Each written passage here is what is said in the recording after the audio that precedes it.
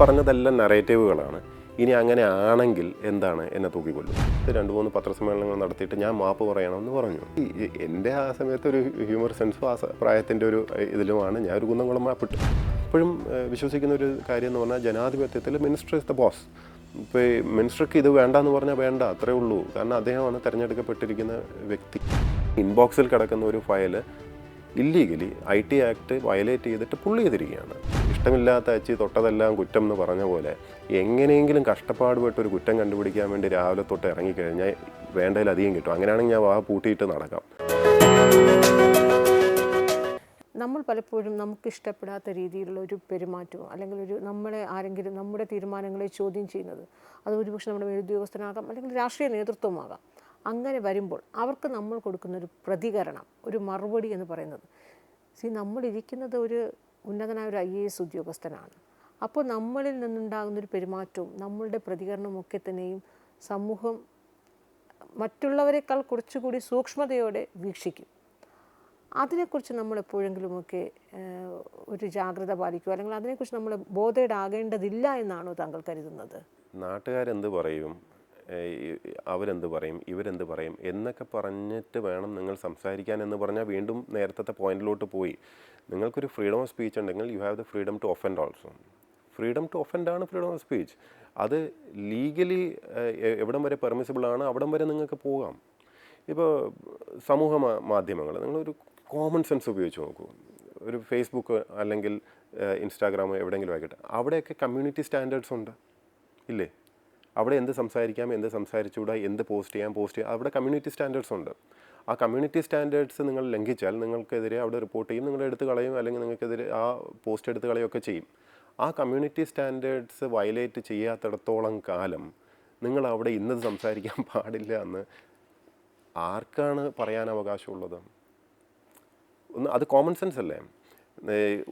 ഒരു ആൾ എന്ത് പറയണം എന്ന് 10 ആൾ ചേർന്നിട്ട് അങ്ങ് തീരുമാനിക്കാൻ തുടങ്ങിയാൽ പിന്നെ എന്താണത്?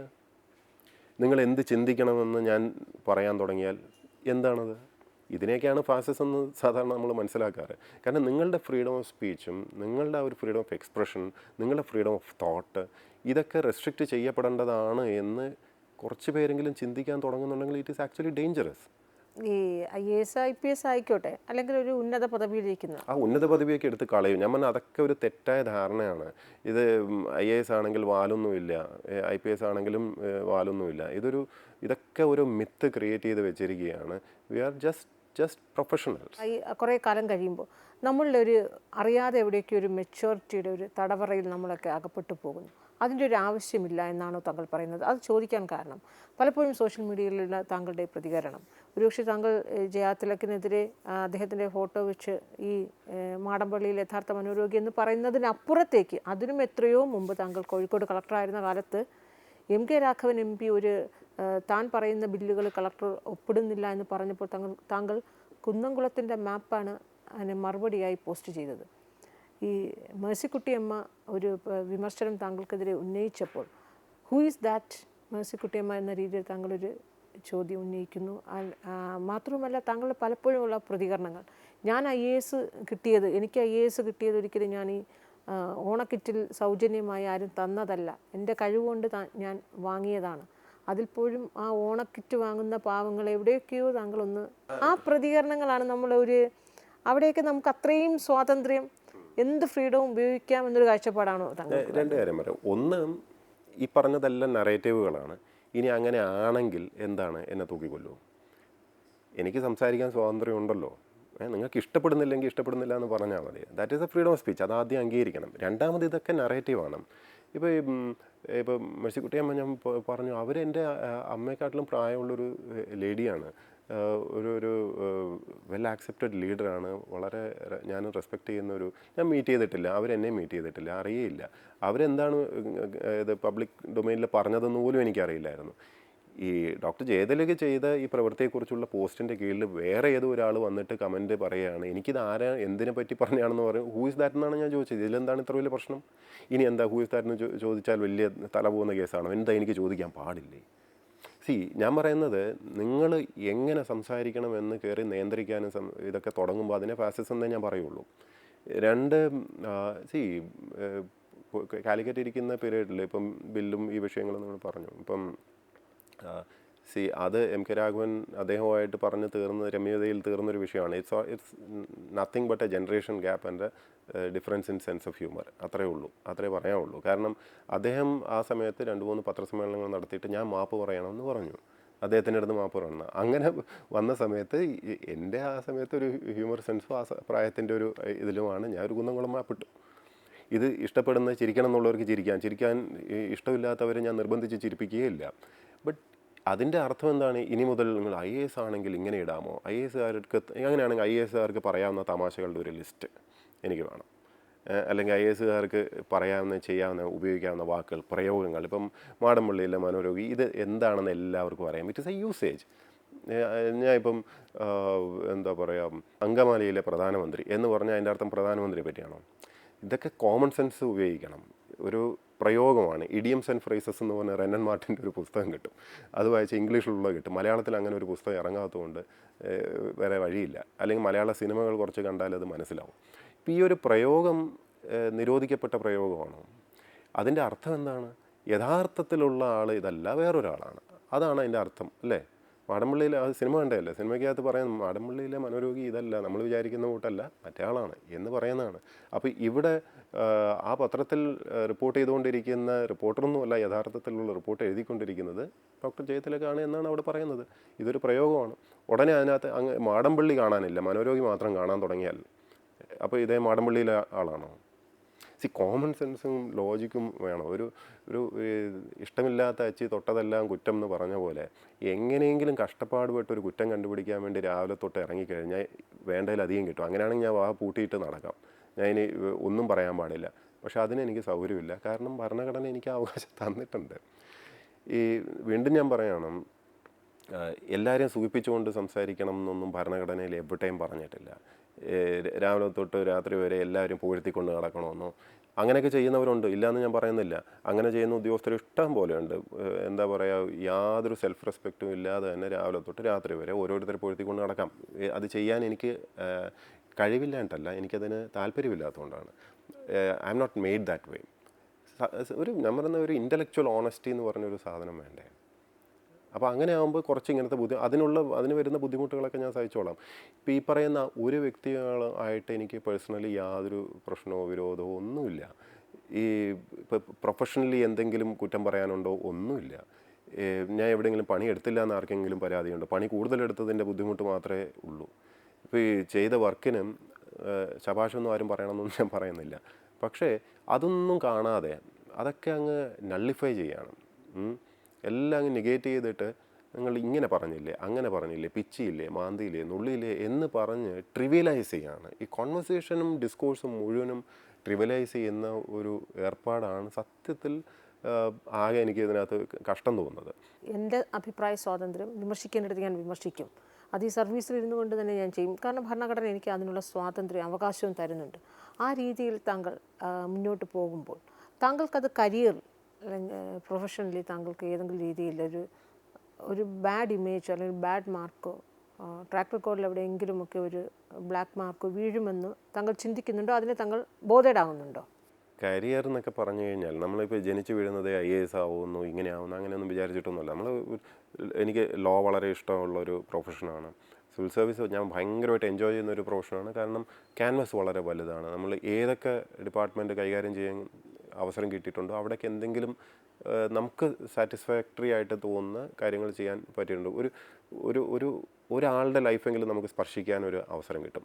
എന്തെങ്കിലും രീതിയിൽ അവരുടെ ജീവിതത്തിൽ മാറ്റം വരുത്താനൊരു അവസരം കിട്ടും. വേറെ എനിക്ക് തോന്നുന്നില്ല പ്രൈവറ്റ് സെക്ടറിലൊന്നും ഇത്രയും റേഞ്ചിൽ നമുക്ക് ചെയ്യാൻ പറ്റുന്നത്. ഇപ്പോൾ മറ്റേ ഉന്നതി കൈകാര്യം ചെയ്യുന്ന സമയത്ത് അവിടെ സ്കോളർഷിപ്സ് നമ്മൾ തുടങ്ങി. ഇപ്പം 310 കുട്ടികളെയാണ് എല്ലാ വർഷവും നമ്മൾ പുറത്ത് വിദേശത്ത് പഠിക്കാൻ വേണ്ടി സ്കോളർഷിപ്പ് അയക്കുന്ന ആ ഒരു സ്കീം ഡിസൈൻ ചെയ്ത് അത് ഒരു എൻഡ് ടു എൻഡ് ആ പ്രോസസ്സ് തന്നെ ഒരു രസമുള്ളൊരു ഇതായിരുന്നു. അതുപോലെ സ്കോളർഷിപ്പുകളുടെ സ്കീമുകൾ ഇതെല്ലാം നമ്മൾ പുതുക്കി വർഷങ്ങളായിട്ട് 10-15 വർഷമായിട്ട് അനങ്ങാതെ കിടന്ന ഗൈഡ് ലൈൻസ് മാറ്റാൻ സാധിച്ചു. നിങ്ങൾ പറഞ്ഞാൽ വിശ്വസിക്കുമോ? കേരളത്തിൽ നിന്നുള്ള SC ST വിഭാഗത്തിൽപ്പെട്ട കുട്ടികൾക്ക് IIT-യിലോ IIM-ലോ അല്ലെങ്കിൽ നമ്മുടെ Indian institute of fashion technology, ഇവിടെയൊക്കെ അഡ്മിഷൻ കിട്ടിയാൽ സ്കോളർഷിപ്പ് കൊടുക്കില്ല എന്ന് ഇവിടെ എത്ര പേർക്ക് അറിയാമെന്ന് അറിയാം? കൊടുക്കില്ലായിരുന്നു ഇവിടെ. ഇത് എന്തുകൊണ്ടെന്നറിയോ? കേരള എൻട്രൻസ് എഴുതുന്നില്ല എന്നും പറഞ്ഞിട്ട്, കേരള എൻട്രൻസ് വഴിയല്ല എന്ന് പറഞ്ഞു. അപ്പോൾ ഇത് വർഷങ്ങളായിട്ട് തുടർന്നുകൊണ്ടുന്ന ഒരു സംഭവമാണ്. അപ്പോൾ ഇത് Indian institute of fashion technology Kannur ഒരു പ്രോഗ്രാമിന് മുമ്പ് അവിടെ നിന്നാണ് കുട്ടികൾ ഇത് വിഷയം പറയുന്നത്.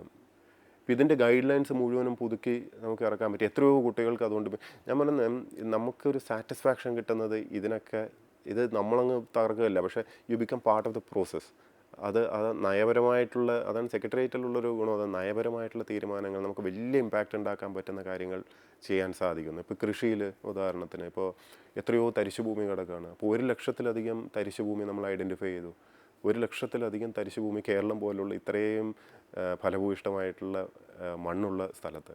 അപ്പോൾ അതേസമയം നമ്മൾ 40 ലക്ഷം മെട്രിക് ടണ്ണാണ് നമുക്ക് ഫ്രൂട്ട്സ് ആവശ്യം കേരളത്തിൽ. അതിൽ 20 ലക്ഷം മെട്രിക് ടൺ പോലും നമ്മൾ ഉൽപ്പാദിപ്പിക്കും. 2024 കിടക്കുന്നത്.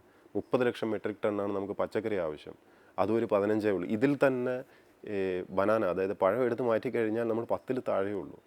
അപ്പോൾ അതിൻ്റെ അർത്ഥം നമ്മൾ പൂർണ്ണമായിട്ട് വിഷം അടിച്ചിട്ട് പുറത്തുനിന്നൊക്കെ വരുന്നതാണ് ആശ്രയിക്കുന്നത്. അതേസമയം 1 ലക്ഷം ചുമ്മാ തരിച്ചു കിടക്കാം. കൃഷി ചെയ്യാൻ താല്പര്യമുള്ളവരുണ്ട് താനും. എത്രയോ യങ്സ്റ്റേഴ്സ് കുറേ പേര് ശാസ്ത്രീയമായിട്ട്, അപ്പോൾ ഇവർക്ക് ഭൂമി കൊടുക്കാൻ നമുക്ക് സാധിക്കുന്നില്ല. നമ്മുടെ ഇവിടെ ഭൂമി സംബന്ധിച്ചിട്ടുള്ള നിയമങ്ങളും മറ്റൊക്കെ ഉണ്ട്. ഭൂ ഉടമകൾ പലരും കൃഷിയിൽ ഇപ്പോൾ താല്പര്യം കാണിക്കുന്നുമില്ല. കാരണം അവരുടെ പ്രൈമറി സോഴ്സ് ഓഫ് ഇൻകം മാറിപ്പോയി. ഇങ്ങനെ കുറേ ഇഷ്യൂസ്. അപ്പോൾ ഈ പോളിസി തലത്തിൽ ഇത് കറക്റ്റ് ചെയ്യാൻ വേണ്ടിയാണ് നമ്മൾ നവോത്ഥാൻ എന്ന് പറഞ്ഞൊരു പ്രോജക്റ്റ് സ്റ്റാർട്ട് ഓഫ് ചെയ്തത്. അപ്പോൾ ഈ ഇത്രയും ഭൂമി എടുക്കുകയും കൃഷി ചെയ്യാൻ താല്പര്യമുള്ള യുവാക്കൾക്ക് അത് കൊടുക്കുന്ന ഒരു പ്രോസസ്സും, അപ്പോൾ അതിൻ്റെ EOI ഒക്കെ വിളിച്ച് ആ പ്രോസസ്സ് ഇപ്പോൾ നടന്നുകൊണ്ടിരിക്കുകയാണ്. ഇതൊക്കെ എന്ന് പറഞ്ഞാൽ നമുക്ക് ഭയങ്കര സാറ്റിസ്ഫാക്ഷൻ കിട്ടുന്ന കാര്യങ്ങളാണ്. ഇതിന് പകരം വെക്കാൻ ഒന്നുമില്ല. നമ്മൾ ഇവിടെ ഈ ചെറിയ അടിപിടിയും ഇതൊന്നും ഇതൊക്കെ ഒരു വശത്തങ്ങ് നടക്കും. പക്ഷേ this gives S lot of satisfaction. ഇതിന് നമ്മൾ എത്ര സമയം മെനക്കെടുത്തിയാലും എത്ര എഫേർട്ട് ഇട്ട് കഴിഞ്ഞാലും ഇറ്റ് ഈസ് വർത്ത്. അതുകൊണ്ട് ഇത്തരം വിഷയങ്ങൾ വരുമ്പോൾ നമ്മളെ കരിയർ, നമ്മളെ ബ്ലാക്ക് സ്പോട്ട് വരുമോ, മറ്റേത് വരുമോ, മറിച്ച് വരുമോ എന്നൊക്കെ ചിന്തിക്കാൻ പോലും നമുക്ക് സമയം ഉണ്ടാവില്ല. Because work is so exciting. ഇപ്പോൾ എൻ്റെ പ്രയോറിറ്റി ഇതാണ്. ഞാൻ ഈ പ്രൊഫഷണലിനകത്ത് എക്സൈറ്റ്മെൻറ്റ് കണ്ടെത്തുന്ന ഒരാളാണ്. അതുകൊണ്ട് തന്നെയാണ് ഈ പ്രൊഫഷനകത്ത് എൻ്റെ ഫയൽ വർക്കിനും ഇതിനകത്തും അനാവശ്യമായിട്ടെന്ന് പറഞ്ഞാൽ അനാവശ്യമായിട്ടുള്ളത് മാത്രമേ ഞാൻ എതിർക്കുന്നുള്ളൂ. അല്ലാതെ നല്ല സജഷൻസും നയപരമായിട്ടുള്ള contribution I have no issues. പിന്നെ ഞാൻ എപ്പോഴും വിശ്വസിക്കുന്ന ഒരു കാര്യം എന്ന് പറഞ്ഞാൽ ജനാധിപത്യത്തിൽ മിനിസ്റ്റർ ഇസ് ദ ബോസ്. ഇപ്പോൾ ഈ മിനിസ്റ്റർക്ക് ഇത് വേണ്ടെന്ന് പറഞ്ഞാൽ വേണ്ട, അത്രേ ഉള്ളൂ. കാരണം അദ്ദേഹമാണ് തിരഞ്ഞെടുക്കപ്പെട്ടിരിക്കുന്ന വ്യക്തി. അപ്പോൾ നമുക്ക് ഫയൽ പുട്ടപ്പ് ചെയ്യാൻ പറ്റില്ല. അപ്പോൾ നമ്മുടെ മിടുക്ക് എന്ന് പറഞ്ഞാൽ കൺവിൻസിങ് ആയിട്ട് ഏറ്റവും നല്ല പ്രോജക്റ്റ് തയ്യാറാക്കുക, അദ്ദേഹത്തെയും കൺവിൻസ് ചെയ്യുക. ഇത് ചെയ്ത് കഴിഞ്ഞാൽ ഇത്ര പേർക്ക് ഗുണമുണ്ടാവും, ഇതിനകത്ത് ഈവൻ പൊളിറ്റിക്കലി എന്തുമാത്രം ഗുണമുണ്ടാവും എന്ന് പറഞ്ഞ് അദ്ദേഹത്തെ ബോധ്യപ്പെടുത്തുക. ഇതാണ് നമ്മുടെ ജോലി. അപ്പോൾ അത് കണ്ട് മിനിസ്റ്റർക്ക് ബോധ്യം വന്നു കഴിഞ്ഞാലേ അപ്രൂവ് ആവുള്ളൂ. അങ്ങനെ അപ്രൂവ് ആയിട്ടാണ് ഈ പറയുന്ന എല്ലാ കാര്യങ്ങളും നടന്നിരിക്കുന്നത്. ഇതിൽ പലതും ഏറ്റവും രസമെന്ന് വെച്ചാൽ പല മിനിസ്റ്റേഴ്സും താല്പര്യമുള്ള, അവരാഗ്രഹിച്ച കാര്യങ്ങളുണ്ട്, നടപ്പിലാക്കി കൊടുക്കാൻ പറ്റാതെ കിടന്നത്. ഇപ്പോൾ ഈ സ്കോളർഷിപ്പുകളുടെ ഗൈഡ് ലൈൻ പുതുക്കുന്നതൊക്കെ അന്ന് കെ രാധാകൃഷ്ണൻ സാറാണ് മിനിസ്റ്റർ. അദ്ദേഹം എത്രയോ കാലമായി പറഞ്ഞുകൊണ്ടിരിക്കുകയാണ്, അത് നടത്തിയെടുക്കാൻ പറ്റുന്നില്ലായിരുന്നു. കാരണം അത് വലിയ പണിയാണ്. എത്രയോ കോഴ്സുകളുണ്ട്, എത്രയോ ഇതുണ്ട്, എല്ലാം കൂടെ നമ്മൾ ക്രോഡീകരിക്കണം. അതിന് നല്ല ഒന്നാം തരം സ്റ്റാഫ് ആ സമയത്ത് സെക്രട്ടേറിയറ്റിൽ നമുക്ക് ഉണ്ടാവുകയും ചെയ്തു. ഒരു ടീം ബിൽഡ് ചെയ്തും അവിടെ സെക്ഷനിൽ ഒരു നസീർ എന്ന് പറഞ്ഞൊരു വിഷയം ഉണ്ടായിരുന്നു. He did lot of work. അപ്പോൾ നമ്മൾ അത് ഒരു റിസൾട്ടിലേക്ക് കൊണ്ടുവരുമ്പോൾ നമുക്ക് കിട്ടുന്ന ഒരു ത്രില്ലുണ്ടല്ലോ, അതിന് പകരം വയ്ക്കാൻ വേറെ ഒന്നുമില്ല. ആൻഡ് ആ മിനിസ്റ്ററും ഒക്കെ ആ സമയത്ത് അപ്രീഷിയേറ്റ് ചെയ്യുന്നത്, അവർ വലുതായിട്ട് പറഞ്ഞില്ലെങ്കിൽ പോലും ചെറുതായിട്ട് നമുക്ക് ആ വൈബ്സ് കിട്ടുമല്ലോ, ഫീല് കിട്ടും. ആ ടീമായിട്ട് ഒരുമിച്ച് ചെയ്യുന്നതിൻ്റെ ഒരു സുഖം, ഇതൊക്കെ നിൽക്കുമ്പം ഞാൻ സീരിയസ്ലി പറയട്ടെ, ഈ പിച്ചി മാന്തി കരിയർ ഇതാക്കി കറിയും ഹൂ കെയർസ്. പക്ഷേ ഇത്തരം ഈഗോ ക്ലാഷുകൾ, ഈ ഉദ്യോഗസ്ഥ തലത്തിലുണ്ടാകുന്ന ഈഗോ ക്ലാഷുകൾ ഏറ്റവും അധികം ബാധിക്കുന്നത് ഈ IAS IPS തലത്തിലാണ്. കാരണം അവരാണ് സർക്കാരിൻ്റെ ഒപ്പം നിൽക്കുന്നവർ, അവരാണ് സർക്കാരിനെ ഫോം ചെയ്യുന്നതിന് സർക്കാരിൻ്റെ നെടുന്തൂണായി നിൽക്കുന്ന വ്യക്തികൾ. അതുകൊണ്ട് തന്നെ അത് എത്രയും വേഗം പരിഹരിക്കുക എന്നത് സർക്കാരിൻ്റെ കൂടി ഒരു ആവശ്യമാണ്. ഇതൊരു താങ്കളുടെ പാത പിന്തുടർന്ന് മറ്റുള്ളവർ അതേ രീതിയിൽ വരികയാണെങ്കിൽ അതൊരു കുറച്ചൊക്കെ ഒരു വെല്ലുവിളിയാകത്തില്ലേ? അതുകൊണ്ടായിരിക്കില്ലേ ഒരുപക്ഷെ സർക്കാർ ഇത്തരം ശബ്ദങ്ങളെ എത്രയും വേഗം അടിച്ചമർത്തണമെന്നൊക്കെ ആഗ്രഹിക്കുന്നത്? തെറ്റായ കാര്യങ്ങൾ വിളിച്ചു പറയുന്നവനെ തല്ലിക്കൊല്ലുകയല്ല വേണ്ടത്. ഇപ്പോൾ തെറ്റായിട്ടുള്ള, ഇപ്പോൾ എൻ്റെ കീഴിൽ 10 ആളെന്ന് വെച്ചാൽ ഒരാൾക്ക് തെറ്റായിട്ടുള്ളൊരു സംഭവമുണ്ട്, ശ്രദ്ധയിൽ കൊണ്ടുവരണമെന്ന് പറഞ്ഞാൽ ഞാൻ കേൾക്കുകയാണ് ചെയ്യുക, അല്ലാതെ അവനെ അടിക്കാനല്ല പോവുക. ഈ സിസ്റ്റത്തിനകത്ത് നമ്മളൊരു കാര്യം റേസ് ചെയ്ത് കഴിഞ്ഞിട്ട് അതിന് ഒരു റെസ്പോൺസോ മറുപടിയോ കിട്ടാതെ വരുമ്പോഴാണ് പലപ്പോഴും നമ്മൾ പബ്ലിക് ഡൊമൈനിൽ പോകേണ്ടി വരുന്നത്. അപ്പോൾ പബ്ലിക് ഡൊമൈനിൽ മിണ്ടാനും പാടില്ല, അകത്ത് ഫയലിൽ ഞാൻ എഴുതാനും പാടില്ല, നമ്മൾ എഴുതി കൊടുക്കുന്ന പരാതിയിൽ നടപടി ഉണ്ടാവുകയില്ല എന്ന് പറഞ്ഞു കഴിഞ്ഞാൽ നമ്മളെ കെട്ടിയിട്ടിട്ട് അടിക്കുന്ന പോലെയാണ്. ഞാൻ വീണ്ടും പറഞ്ഞല്ലോ, ഇവിടെ കോൺസ്റ്റിറ്റ്യൂഷൻ ഉണ്ട് എന്നുള്ളൊരു ബോധ്യമുള്ളതുകൊണ്ട് നമ്മൾക്ക് കുറേയൊക്കെ നമ്മൾ ക്ഷമിക്കും, കുറേയൊക്കെ നമ്മുടെ റൈറ്റ് ആണല്ലോ. നമ്മുടെ റൈറ്റ് എനിക്ക് മിണ്ടാതിരിക്കാം, രണ്ട് ചോയ്സ് ഉണ്ട്. പക്ഷേ മിണ്ടാതിരിക്കുന്നത് പലപ്പോഴും ബലഹീനതയായിട്ടോ കഴിവുകേടായിട്ടോ വ്യാഖ്യാനിക്കപ്പെടാൻ തുടങ്ങിയാൽ നമ്മൾ സംസാരിക്കേണ്ടി വരും. അത്രയേ ഉള്ളൂ ഇതിനകത്ത്. ഇപ്പോൾ ഞാൻ പറയുന്നത് ഇതിൽ പേടിക്കാനൊന്നുമില്ല. ഭയപ്പെടുന്നത് എന്തിന്? കൂടുതൽ പേര് സംസാരിക്കട്ടെ, ഇനിയും പലർക്കും പറയാനുണ്ടെങ്കിൽ പറയട്ടെ. എന്തിനാണ് ഒരു വായ മൂടിക്കെട്ടലാണ് ഡിസിപ്ലിൻ എന്ന് ധരിച്ചിട്ടുണ്ടെങ്കിൽ അതല്ല ഡിസിപ്ലിൻ. ഡിസിപ്ലിൻ എന്ന് പറഞ്ഞു കഴിഞ്ഞാൽ എന്തെങ്കിലും നടത്താൻ വേണ്ടി ഇപ്പോൾ നമുക്കൊരു പട്ടാളം ഉണ്ടെന്ന് വിചാരിച്ചു, ഒരു പട്ടാളം നമ്മൾ ക്രിയേറ്റ് ചെയ്ത് ട്രെയിൻ ചെയ്ത് അവരെ നമ്മൾ ഒരു പർട്ടിക്കുലർ കാര്യത്തിനാണ് ട്രെയിൻ ചെയ്ത് വിടുന്നത്, ശത്രു രാജ്യത്തിന് നേരെ വെടിവെക്കാൻ. അതേ ടീംസും നാട്ടുകാരുടെ നേരെ വെടിവെക്കുന്നുണ്ടെങ്കിൽ ആ സമയത്തും മിണ്ടാൻ പാടില്ല, വെടിവെക്കട്ടെ എന്ന് പറഞ്ഞ് നിൽക്കുകയോ? ഇല്ലല്ലോ. എന്തിനാണ് ഡിസൈൻ ചെയ്തിരിക്കുന്നത് ഒരു ഓർഗനൈസേഷൻ? ആ ഫങ്ഷൻ ചെയ്യുമ്പോൾ ഓക്കെ മിണ്ടായിരിക്കാം. ആ ഫങ്ഷനിൽ നിന്ന് തെറ്റിപ്പോവുകയാണെങ്കിൽ, പ്രത്യേകിച്ച് സീനിയർ ലെവലിലുള്ള ഉദ്യോഗസ്ഥർ തെറ്റെന്ന് മാത്രം പറയാം, ക്രൈം ആസ്പെക്റ്റിലോട്ട് പോലും പോകുമ്പോൾ, ഇപ്പം അവിടെയാണ് വിഷയം. ഇപ്പം ഇതൊരു രണ്ട് ഉദ്യോഗസ്ഥർ തമ്മിലുള്ളതോ ഒരു കടിപിടിയോ ആ ലെവലിലേക്ക് ഈ ചർച്ചയെ കൊണ്ട് അധപ്പതിപ്പിക്കുമ്പം ജനങ്ങൾ കാണാതെ പോകുന്ന എന്താണെന്നറിയോ? ഇതിനകത്തുള്ള ക്രൈമാണ്. അപ്പോൾ എന്തുകൊണ്ടായിരിക്കും, ഒന്ന് ആലോചിക്കുക, എന്തുകൊണ്ടായിരിക്കും എൻ്റെ ഇൻബോക്സിൽ കിടക്കുന്ന ഒരു ഫയലിൽ ഞാൻ അഭിപ്രായം എഴുതുന്നതിന് മുമ്പേ ബാക്ക് എൻഡിൽ നിന്ന് പുള്ള് ചെയ്യാൻ വേണ്ടി നിയമവിരുദ്ധമായിട്ട് ഒരു സീനിയർ ഉദ്യോഗസ്ഥൻ ശ്രമിച്ചിട്ടുണ്ടാവുക? എന്തിനായിരിക്കും? എൻ്റെ നോട്ട് എന്തിനാണ് ഭയപ്പെടുന്നത്? നമ്മുടെ file routing system minister approve ചെയ്തിട്ടുള്ള റൂട്ടിംഗ് ആണ്, നമ്മുടെ സെക്രട്ടേറിയറ്റ് മാനുവൽ പ്രകാരമുള്ളതാണ്.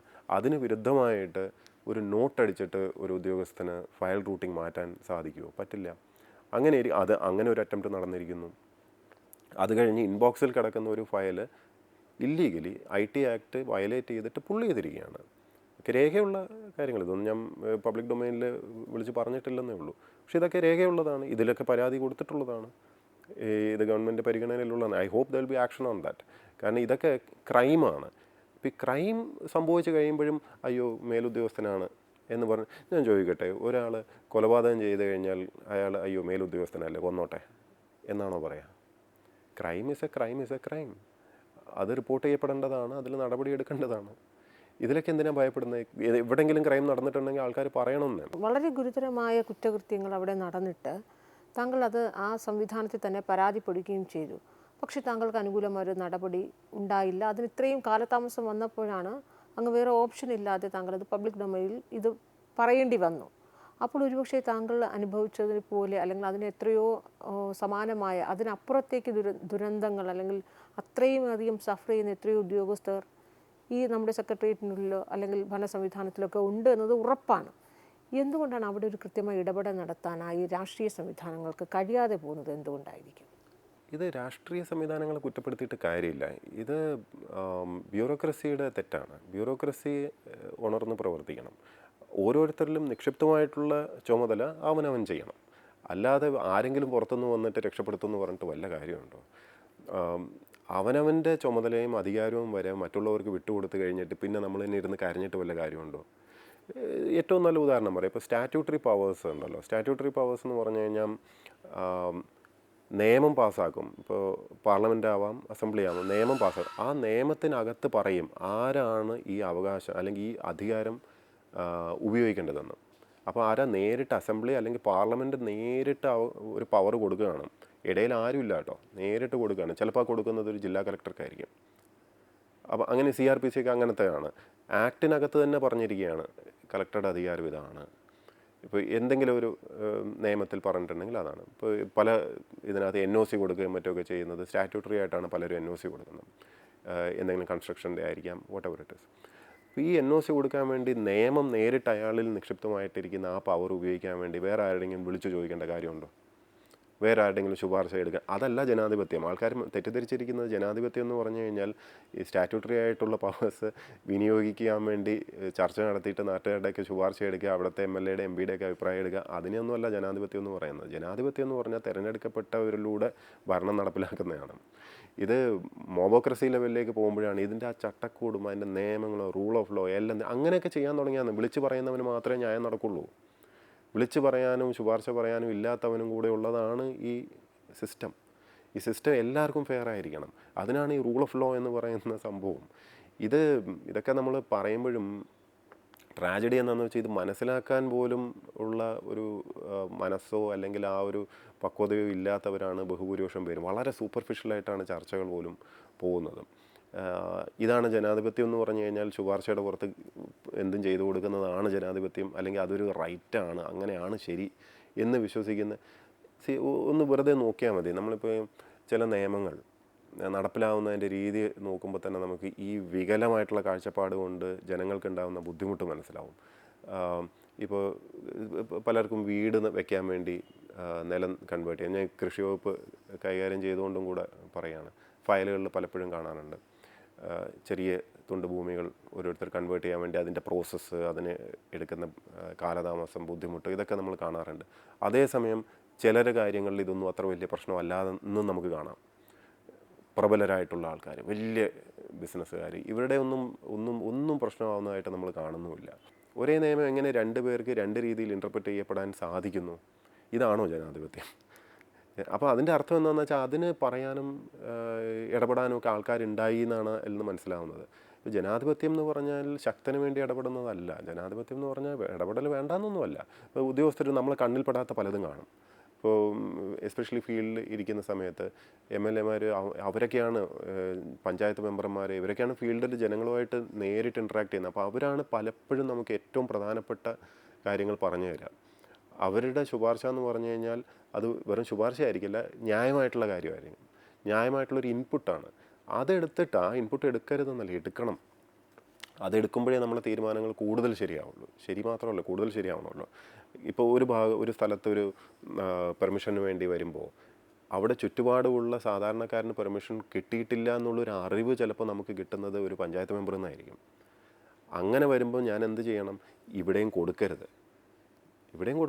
കാരണം പ്രബലന് മാത്രം ചെയ്തു കൊടുത്തിട്ട് അവിടെ എന്തെങ്കിലും 100 ന്യായം പറയാനുണ്ടാവും. ചിലപ്പോൾ അവിടെ തൊഴിൽ വരും, മറ്റേത് വരും, ഇതെന്നൊക്കെ പറയും ചിലപ്പോൾ. പക്ഷേ ഇവിടെയുള്ള സാധാരണ ബാക്കിയുള്ളവർക്ക് കൊടുക്കാത്തൊരു ആനുകൂല്യം ഇവർക്ക് കൊടുക്കുമ്പോൾ അത് ശരിയല്ല. അത് ശരിയല്ല എന്ന് പറയാൻ കാരണം അല്ലെങ്കിൽ ആ നിയമം അമെൻഡ് ചെയ്യണം, അതിലേക്ക് പോകണം. ആ ജനാധിപത്യം അങ്ങനെയാണ് പ്രവർത്തിക്കുക. ഇല്ലെങ്കിൽ നമ്മൾ ലൂപ്പ് ഹോൾ കണ്ടുപിടിച്ച് ഇങ്ങനെ ഓരോ പ്രശ്നങ്ങൾ പരിഹരിക്കാൻ നോക്കും തോറും ആ നിയമം വികലമാവും. പാവപ്പെട്ടവൻ്റെ പുറത്ത് അത് കൂടുതൽ ശക്തിയിൽ അടിച്ച് കയറാൻ തുടങ്ങും. അവൻ്റെ ജീവിതം ഒന്നിനും കൊള്ളാത്ത അവസ്ഥയിലെത്തിപ്പോവും. ഇതല്ല ജനാധിപത്യം. ഞാൻ ഒരു എന്താ പറയുക, കുറ്റമായിട്ടോ അല്ലെങ്കിൽ തിയറൈസ് ചെയ്തോ പറയുന്നതല്ല. നമ്മൾ 10-18 വർഷമായി ഗവൺമെൻറ്റിനകത്ത് നമ്മൾ കാണുന്ന ഒരു പ്രോസസ്സാണ് ഇത്, കാണുന്ന അന്യായമാണ് ഇതൊക്കെ. ഒരു രാത്രി കൊണ്ട് മാറാൻ പോകുന്നതൊന്നുമല്ല. പക്ഷേ അറ്റ്ലീസ്റ്റ് നമ്മൾ അവെയർ ആയിരിക്കണം. അറ്റ്ലീസ്റ്റ് ഡിസ്കഷനൊക്കെ ആ ലെവലിലോട്ട് പോകണം.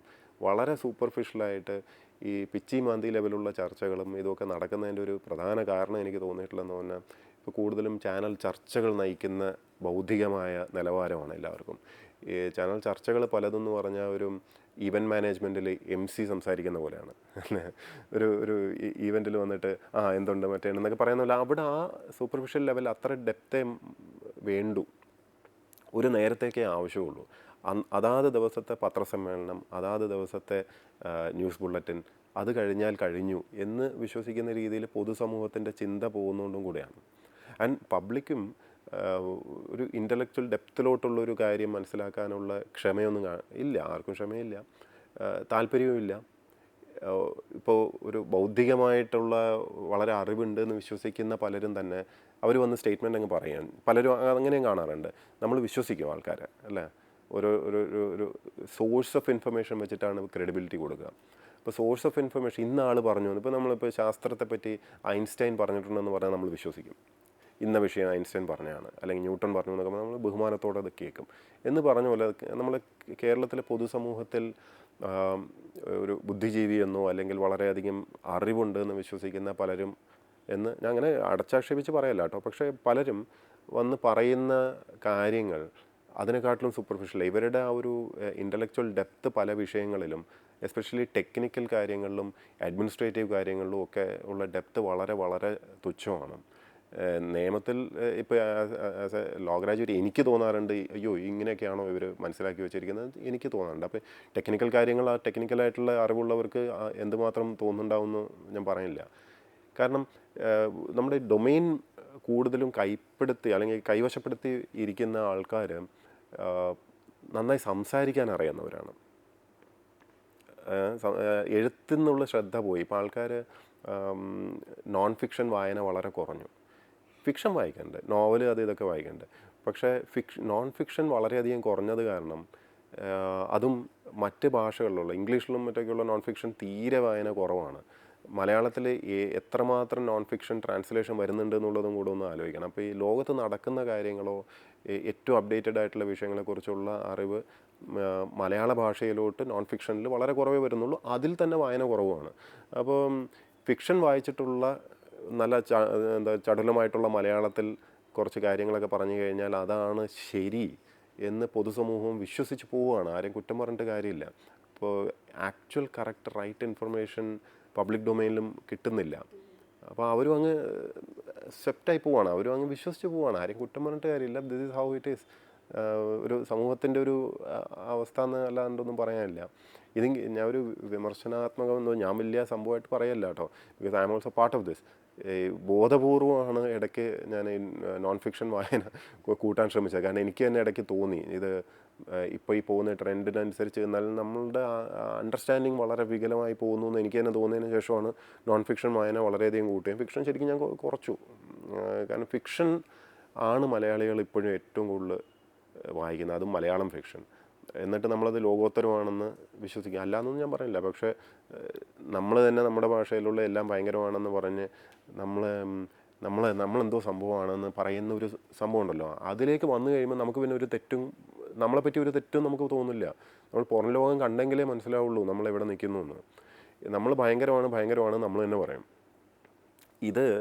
ഇതിനകത്ത് വേറെ ഒരു ഡേഞ്ചർ ഉണ്ട്. നമ്മൾ ഈ പണ്ടത്തെ നമ്മൾ ഹിസ്റ്ററി പരിശോധിക്കുകയാണെങ്കിലും ഹിറ്റ്ലർ ആണെങ്കിലും മുസോളിനി ആണെങ്കിലും ഇവരുടെയൊക്കെ ആ ഒരു കാലഘട്ടം ഒരു ഫാസിസ്റ്റ് തോട്ടായാലും എല്ലാ ഈ ഒരു അതോറിറ്റേറിയൻ സിസ്റ്റത്തിനകത്തും നമ്മൾ ശ്രദ്ധിച്ചാൽ അറിയാം നമ്പർ 1 ആണ്, നമ്മളാണ് ഏറ്റവും മികച്ച റേസ്, വംശം നമ്മളാണ് എന്നാണ് ആര്യൻ വംശത്തെപ്പറ്റി ഹിറ്റ്ലർ പറഞ്ഞത്. അത് നമ്മളാണ് ഏറ്റവും മികച്ചത്, നമുക്ക് ശേഷമേ ബാക്കി ആരും ഉള്ളൂ. ആ ഒരു പ്രൈഡ് കൊണ്ടുവരും. ആ പ്രൈഡ് മിസ്പ്ലേസ്ഡ് ആണ്. ആരും അങ്ങനെ എല്ലാം തികഞ്ഞ ആരും ഇല്ല. മലയാളി എല്ലാം തികഞ്ഞൊന്നുമല്ല, കേരളവും എല്ലാം തികഞ്ഞൊന്നുമല്ല, കേരളം എല്ലാത്തിലും ഏറ്റവും മികച്ചതുമല്ല. ആ സത്യം നമ്മൾ മനസ്സിലാക്കണം. പക്ഷേ ഇതേ കാര്യം നിങ്ങൾ അമേരിക്കയിൽ പോയി പറഞ്ഞാൽ അമേരിക്കൻസ് പറയും നമ്മളാണ് ഏറ്റവും മികച്ചതെന്നും. കാരണം ഇത് എല്ലാ സിസ്റ്റത്തിനകത്തും എല്ലാ സമൂഹത്തിലും ഇഞ്ചക്റ്റ് ചെയ്യാൻ വളരെ എളുപ്പമുള്ളൊരു തോട്ടാണ്. നമ്മുടെ ഉള്ളിലൊരു അഹങ്കാരം അങ്ങ് കൊണ്ടുവരികയാണ്, നമ്മൾ ഭയങ്കരന്മാരാണെന്ന് തോന്നിക്കഴിഞ്ഞാൽ നമ്മൾ പിന്നെ ഇമ്പ്രൂവ് ചെയ്യില്ല. നമ്മൾ ഒരിക്കലും ആ ഒരു മീഡിയോക്രിറ്റിയിൽ തന്നെ നിന്ന് മീഡിയോക്രിറ്റി തന്നെ പോലും നിൽക്കില്ല, നമ്മൾ താഴാൻ തുടങ്ങും. ഒരു ഡേഞ്ചറസ് സ്പിന്നാണത്. റിട്ടയർ ചെയ്ത് പോകുന്നവരൊക്കെ വീണ്ടും അവിടെ കടിച്ചു തൂങ്ങുന്ന രീതിയിൽ ഒരു തോന്നൽ പോലും വരുന്നത്. കാരണം it's not fair also, especially cadre പോസ്റ്റുകൾ. കാരണം നിയമവിരുദ്ധവും കൂടാണ്. കാഡർ പോസ്റ്റുകളിലും നോൺ IAS ഇരുത്താൻ പാടില്ല. റിട്ടയർ ചെയ്ത് കഴിഞ്ഞാൽ നോൺ IAS ആയി. അപ്പോൾ അതൊരു വിഷയമാണ്. ഇപ്പോൾ അത് സമ്മതിച്ച് കൊടുത്തു കഴിഞ്ഞാൽ നാളെ ജില്ലാ കളക്ടറായിട്ടും ആര് വേണമെങ്കിലും വയ്ക്കാം. ഇപ്പോൾ പോലീസ് ഫോഴ്സ് ശ്രദ്ധിക്കുകയാണെങ്കിലും ഇവർ നിരന്തരം സ്ട്രെസ്സ് കൈകാര്യം ചെയ്യുന്ന കൂട്ടരാണ്. ഇവർ ഇൻട്രാക്ട് ചെയ്യേണ്ടി വരുന്നതും ഈ പറഞ്ഞോട്ട് ക്രിമിനൽസൊക്കെ ആയിട്ട് ആവാം. ഇതിൽ തന്നെ ക്രൈം ഒന്നും ഒരു ഫീൽ ഗുഡ് അല്ല, എപ്പോഴും ഒരു നെഗറ്റീവ് വൈബ്സാണ് അതിനകത്തുനിന്ന് വരുന്നത്.